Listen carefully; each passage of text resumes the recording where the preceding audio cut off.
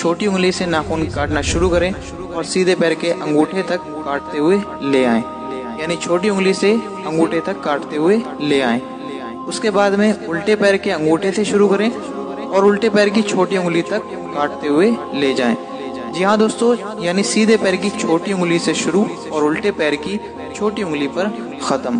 तो प्यारे दोस्तों, ये तो था पैरों के नाखून काटने का सुन्नत तरीका। अब आइए हम आपको बताते हैं कि हाथों के नाखून काटने का सुन्नत तरीका क्या है। दोस्तों वो थोड़ा सा डिफरेंट है। जैसे सीधे हाथ की शहादत की उंगली से नाखून काटना शुरू करें। अभी हम सीधे हाथ का अंगूठा छोड़ देंगे, इसका नाखून नहीं काटेंगे। सीधे हाथ की शहादत की उंगली से काटना शुरू करें और छोटी उंगली तक काटते हुए ले आएं।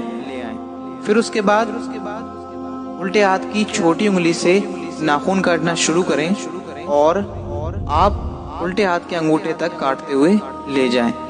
अब सबसे लास्ट में हम सीधे हाथ के अंगूठे का नाखून काटेंगे। दोस्तों ये जो था वो हाथों के नाखून काटने का सुन्नत तरीका था, यानी सीधे हाथ की शहादत की उंगली से शुरू किया हमने और सीधे हाथ के ही अंगूठे पर हमने ख़त्म कर दिया।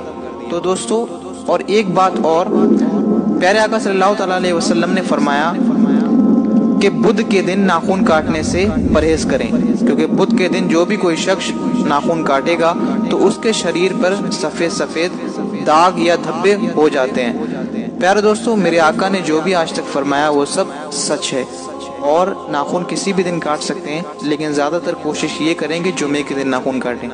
जुमे के दिन नाखून काटने में ज़्यादा सवाब मिलता है। तो आई होप दोस्तों आपको पता चल गया होगा कि नाखून काटने का सुन्नत तरीका क्या है।